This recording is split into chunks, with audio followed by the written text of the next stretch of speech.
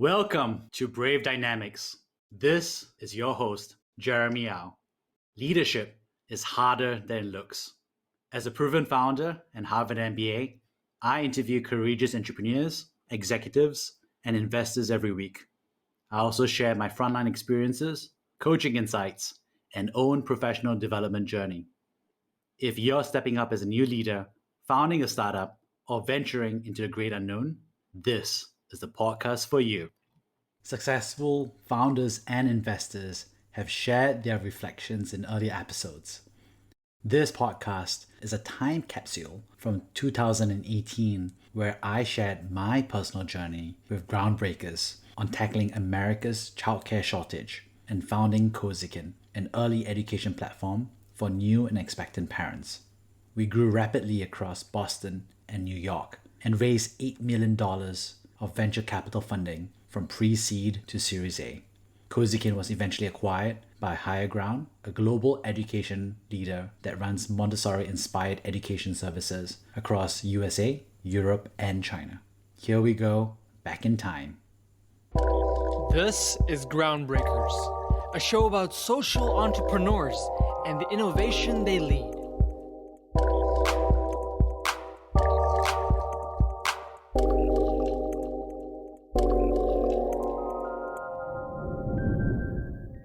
Hey there, welcome to another episode of Groundbreakers Podcast. I'm your host, Sebastian DeBurs. On the show today, we have the CEO and founder of Cozykin, Jeremy Au. Good to see you all. Welcome, Jeremy. Our listeners are very curious to hear what the story is behind Cozykin as a social enterprise. I'm glad to be here and to share our journey with everyone who's out there so that, we all get to learn together. And so how was Cozykin founded? How did this go from an idea to a company? We were actually a healthcare team that was looking to lower the stress for new moms and lower the incidence of postpartum depression. So Tatiana, who's published pediatric care practices at local hospitals, as well as worked on labor epidurals, teamed up with me, and I've done a lot of family social services work and education work, came together to look at how we can make the overall experience less stressful for new moms. We interviewed 107 new moms, and as part of that journey, what we came to understand was that a really stressful part, and that everyone realized in hindsight, was really the childcare search and the return to work associated with it. And that just turned out to be a recurring problem that we just saw and heard over and over again. That's where our team came together and just said, how do we come together and really solve the problem at the root cause issue? And that's where we decided to focus on childcare. And from there, Cozykin began its first steps towards solving the childcare problem. Yeah. And so it really was a listening campaign that you guys did by interviewing 107. Yeah, 107 new moms. We talked to pediatricians, social workers, doctors. And I think part of it was just really coming to understand that there's a huge shortage of quality early childcare in America. This shortage is just unbelievably real for so many families. The worst part about it is that it's taken so much for granted as something that cannot be changed. Parents will often share and say, hey, finding great care is hard, and so you have to make that compromise between the care that you want or returning back to work and having the career that you need to have in order for you to raise a family in today's America. It's such a shame to hear that trade-off over and over again, and to hear that tone of resignation and acceptance of it is such a quiet defeat for so many parents that we're talking to. And so for us, that really pushed us to say, what do we need to do differently at a systems level, and what needs to come into existence for us to really solve and make this better for every family? Yeah. And so at a systems level, you're speaking of how Cozykin can transform or at least ease some of the burdens on mothers and families. How does it do this? What is Cozykin's mission? Our mission is to solve America's early childcare shortage. What we want to do, what we are doing on a day-to-day basis, is to really help children to flourish, to support new parents in their return to work. For us, is really about what do we need to do differently today. And so what we are doing today is that we provide a platform for parents to match up as well as get quality infant childcare from our childcare providers. What that means is that parents start out by signing up with us, and then we understand their care preferences and requirements. And then we match them with a local family who's also expecting a child. And then the two parents will decide to match. When they decide to match, they will also be matched with a Cozykin nanny who has been trained in Montessori, best practices around safe sleep and care. And the nanny will travel to home to take care of both kids at home. This is great because this provides much better quality care that's much more personal in a smaller group setting that's at home. And so children really flourish by being able to grow up in a cozy environment that has the full time and personal attention of a caregiver that really comes to understand the children's desires and unique personality.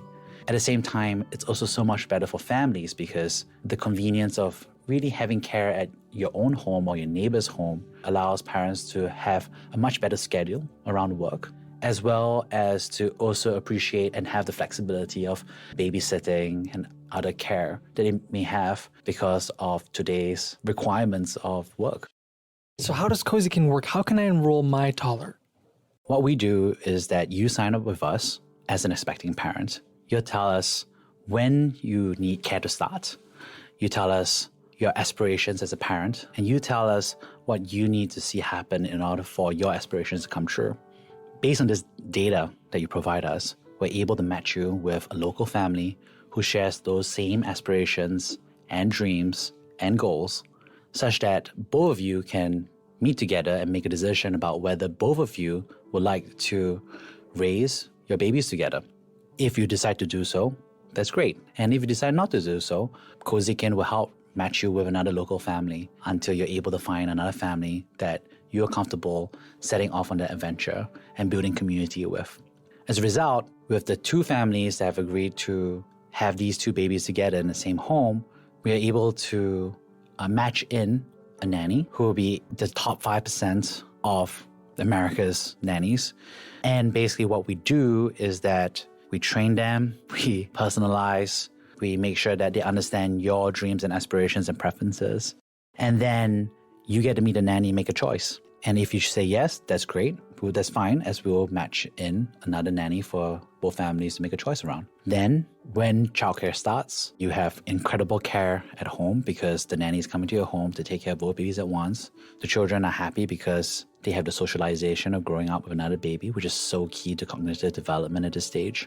Your family finds it easy because at the end of the day, you don't need to rush off to drop off your kid at a daycare or to rush off from work in the middle of the day to pick up your kid from daycare again.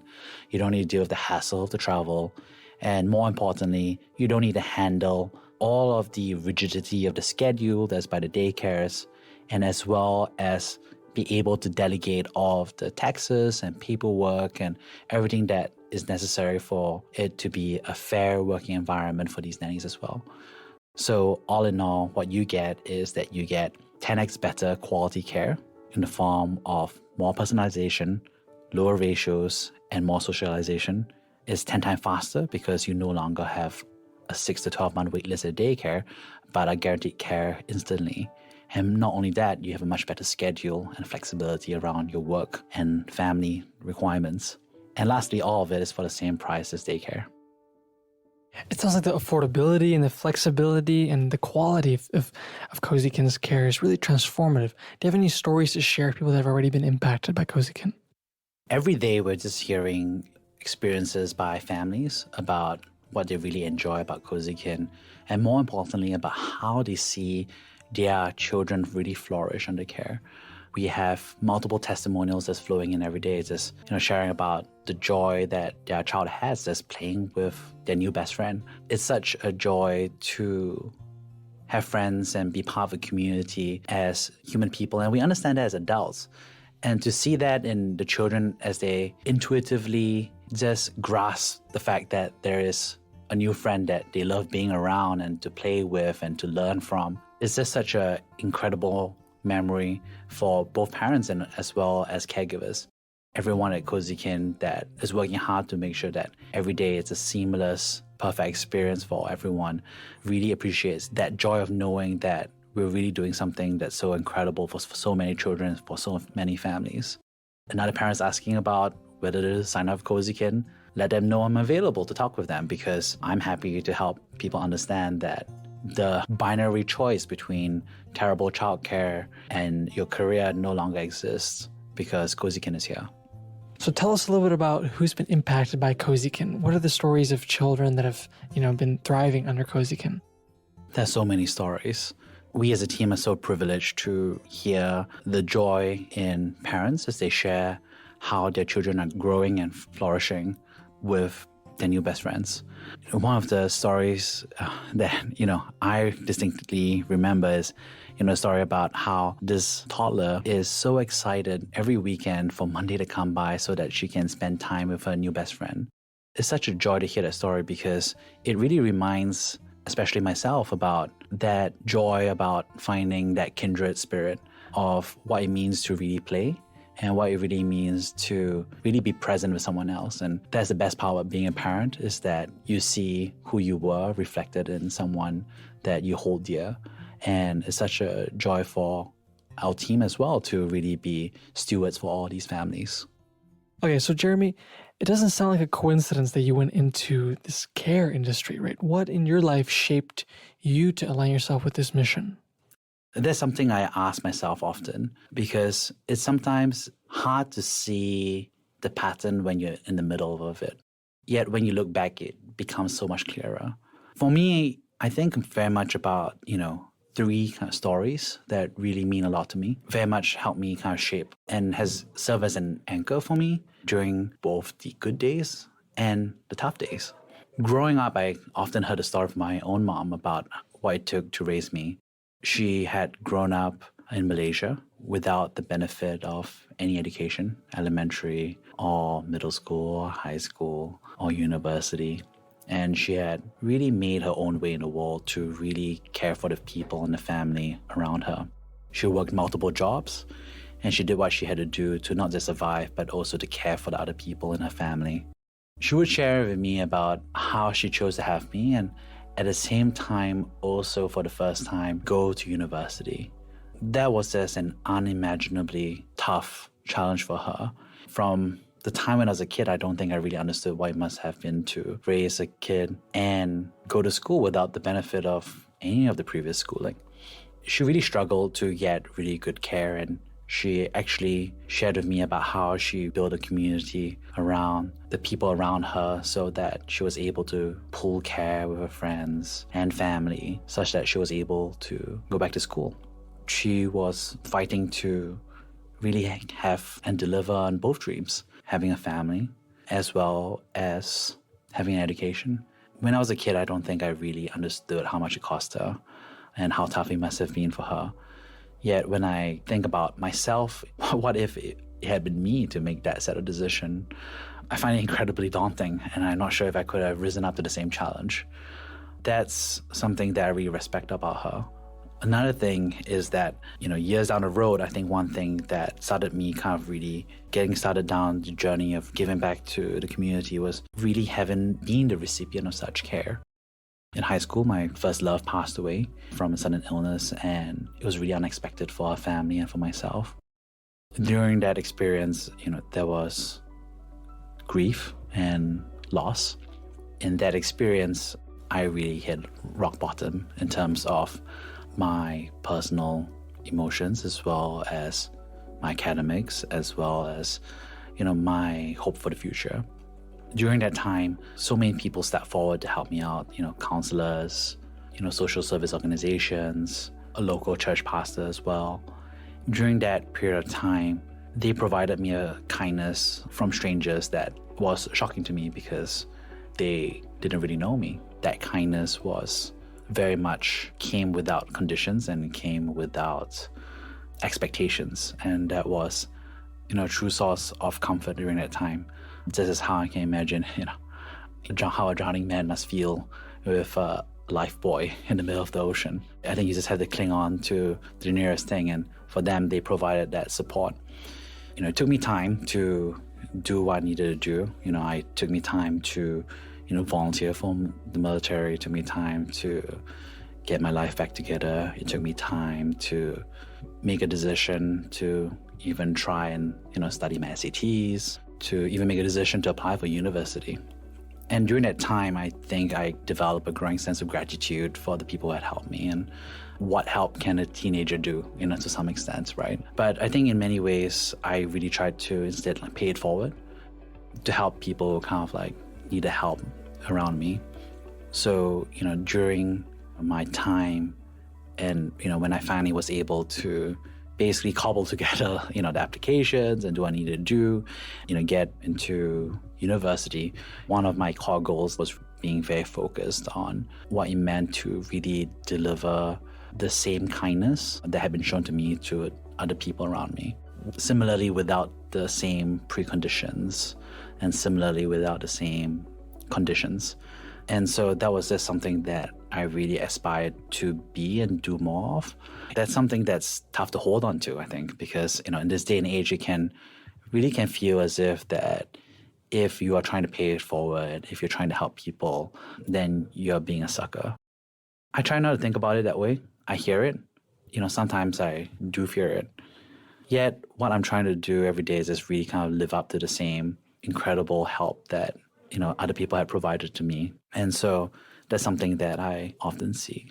As I developed, and started working many years in the social sector and working with hundreds of different nonprofits and social enterprises, scale and grow their services and increase their quality of care, I found myself seeing the patterns across these organizations. And people often say something along the lines of hey, we have 20 organizations that are solving 20 different problems, yet they're actually the same person. And so to some extent, the same person who is having a health issue and as a result is struggling to make the bills and doesn't want to look for a job because of his health condition is preventing him to do so, often very much might also struggle socially and in terms of the community as well. That suddenly the job for 20 organizations working on different parts of his life. We really start to see that trend, I think, in the social sector to say, what does it take to put all these services together under the same roof? For example, we look at how we have, start housing the homeless such that multiple services can really tackle the same person and help them really across the whole 360. What I got to see as a steward and a capability builder for so many different organizations was that I started coming to understand that all these individuals were part of families. They were once a child, they were once someone that was beloved, and they were all once someone who had that beautiful dream and future ahead of them. And so I came to realize that so much of it is not just problems being bundled up as individuals, but really kind of understanding the fabric of family and individuals within those families. That's something that I often think about, and that's part of why I've increasingly focused on not just education, but really the idea of what it means to be a family. That's why for Cozykin, we're really privileged to be stewards for families at this incredibly complex time of so many emotions. Fear, hope, anticipation, anxiety, nervousness, dreams, gratitude, reflection, insight, honesty, every single emotion that can suddenly exist because you know that you're bringing someone into the world. For us, it's something that we talk about and something that we think about and something that we really consider as a team day in and day out. What it means to really not just have a heart for the children, but to also empower families to really be the best families that they want to be and they aspire to be, because there are so few people in the world today really thinking about that from a deep and personal level. And I think that's something that I feel so deeply privileged and honored to really be serving a team that surprising me about how much they care and how much they are present. And we have an incredible group of people and I'm really honored to serve them.